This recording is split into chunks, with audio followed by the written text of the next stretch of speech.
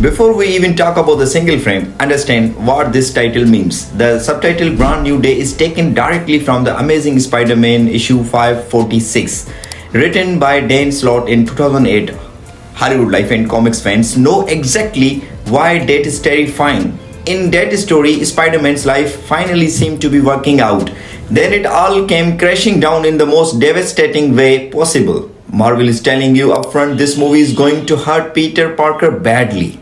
Detail number 1. Peter has been watching from the shadows for 4 years. Spider-Man Brand New Day is confirmed to be set 4 years after No Way Home. And trailer wastes zero time making you feel dead weight. Spider-Man was forced to make the whole world forget about Peter Parker. And it looks as though he's never managed to build a new personal life. The trailer shows him watching over everything Ned and MJ doing. Increasingly downbeat because he sees they are so much happier without him. The traditional Spider-Man voiceover is a speech he's rehearsing as he daydreams about telling them the truth. Think about that, 4 years. He chose this, and every single day he watched his best friends live better lives without him. That opening isn't just sad, it's haunting. Detail number 2. The What's Up danger. Shot is not what it looks like. The trailer moves to stunning cinematography with the shot directly reminiscent of iconic What's Up danger scene from Spider-Man into Spider-Verse. But where that moment was pure acquisition and joy for Miles Morales, here it feels completely different. This is the same visual language but complete opposite emotional meaning. Marvel is directly comparing Peter Parker to Miles and saying Spider is falling, not flying. And that's not an accident, that's intentional filmmaking. Detail number 3. Peter is low-key stalking his own friends. Peter is shown sitting at the table rehearsing his line as Ned leads walk past without reacting. The clear implication is that Peter is still keeping very close to Ned and MJ. And there is a slightly stalkerish vibe to it. It's unclear whether Peter has been doing this for years or whether something specific has brought him back into their orbit. This detail is deeply uncomfortable and it's meant to be. Peter isn't moving on, he is circling the people he loves like a ghost who can't leave the house he haunted. Detail number 4. The key to the city changes everything we know about the timeline. One of the oddest moments in the trailer shows Spider-Man receiving the key to the city. This raises major question about the MCU timeline. It could be a flashback or it could be confirmed that William Fisk, the Kingpin, is no longer mayor of the New York. Remember, Kingpin became the mayor of New York in the Hawkeye series Echo and Daredevil timeline. If a new mayor is giving Spidey the key to the city, something significant has happened in the MCU between now and then. This is a quiet but massive world-building clue. Detail number 5. Peter's body is turning into something inhuman, the biggest reveal. This is the most shocking detail in the entire trailer, and most casual viewers will miss its full significance. Peter Parker is shown undergoing a mysterious mutation, falling unconscious at one point, then awakening in a web cocoon with new organic webbing. Confirmed. This appears to be a blend of a classic mutation storyline from the 1980s, riffed on in this iconic Spider-Man the animated series, and a more recent arc that revealed Spider-Man is a mystical spider totem with ties to the multiverse.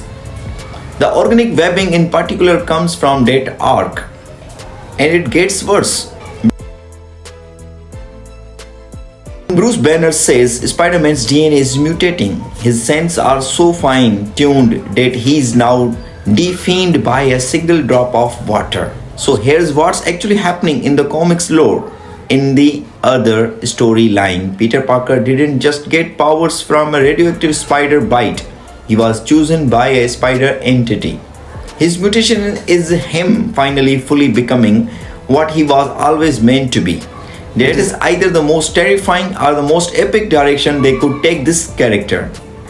Detail number 6. Bruce Banner is back in human form, and that's a problem. It's very odd to see Mark Ruffalo's Bruce Banner in human form, as he was last seen as Smart Hulk in She-Hulk, Attorney at Law. So it's possible that Marvel is blending a classic Spider-Man story with the Hulk's, where a scientist friend of Peter's turns into a ramping monster. Usually it's Dr. Kurt Connors and the Lizard, but here they may be doing it with Banner. Bruce is possibly now a lecturer at MIT, which would explain how Peter ends up back in proximity to Ned and MJ. That last point is huge. MIT could be the setting that brings all of them back together, and Banner's uncontrolled reversion could be a major Act 2 crisis. Detail number 7, the Punisher runs over Spider-Man with the battle van. John Bratnell is finally in the MCU on the big screen, and his introduction is very him. Punisher and Spider-Man appear to be working the same mission, possibly against an organization called Damage Control who police superhumans in the MCU. But they are not allies, because Punisher will cross fatal lines that Spider-Man will not notice. That Spider-Man is already familiar with Punisher, calling him Frank. This shot offers a first hint that something is badly wrong with Spider-Man's powers, because he should be able to sense the battle van coming, but doesn't. His spider sense is falling. His mutation is making him stronger and more broken at the same time. Detail number 8. Scorpion is back, but he doesn't want to fight. Michael Mando returns as Scorpion after last being seen in Homecoming in 2017. But the dialogue is surprising. He actually appeals to Spider-Man to stay out of his way, rather than targeting him as most fans expected. This may have been set up by Marvel's Wonder Man TV show, which revealed that Damage Control forces superhumans to work for them as assets. Scorpion could be a Damage Control assist specifically deployed against Sidney Singh's character. So Scorpion isn't just a villain here, he is a prisoner forced to do the government's dirty work. That is a far more interesting story than a basic boss fight. Data number 9, Sidney Sink is Jean Grey, and this changes everything. The trailer showcases the powers of her, a mysterious character who is causing chaos and being pursued by Damage Control. Reports that Sink is playing Jean Grey, a founding member of the X-Men, who is both a telepath and a telekinetic, appear to be correct. She is clearly shown possessing the minds of others. This is the MCU's formal mutant introduction, not through a team-up movie, not through a multiverse cameo, but through a street-level Spider-Man film. The government is hunting her, Scorpion is being used against her, and Spider-Man, a guy who knows what it's like to have powers that scare the world, is being asked to choose a side. Detail number 10. The Hand is back, and their timing is theologically. The trailer culminates in a stunning artistic shot of the ninja clan The Hand, clearly intending to execute an unmasked Spider-Man. This is a comic book accurate version of The Hand, rather than the strange iteration from the old Marvel Netflix shows. Crucially, their appearance coincides with the word rebirth in the trailer. In the comics, the Hand worship a dynamic entity known as the Beast, an agent of death and rebirth. Peter Parker, a man whose DNA is mutating, whose body is cocooning itself, whose powers are evolving beyond his control, and now the Hand worshippers of death and rebirth want him. The thematic connection isn't subtle. They want whatever Peter is becoming. A new trailer clip also appears to contain a major spoiler for the Daredevil Born Again Season 2, meaning these two storylines are directly connected. Whatever is coming with that Hand in the Daredevil show bleeds directly into this film. The Amazing Fantasy, issue number 15, shot is a sentiment. One beautiful shot in the trailer recreates the cover of Amazing Spider-Man Fantasy, issue number 15, the 1962 comic that first introduced Spider-Man. It's a smart reminder that No Way Home rewrote every MCU Spider-Man film into an extended origin story. Now we have the real deal.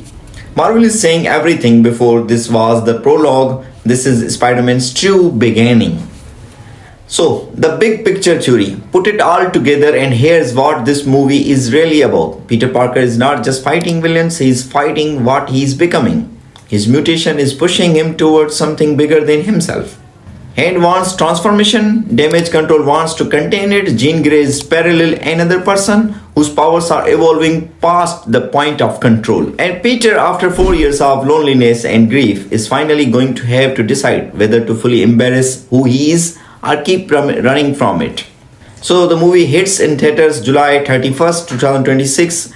I hope you liked the video. Please subscribe and follow and comments if you like any of my theory. And if I missed any detail, you can comment down. Thank you.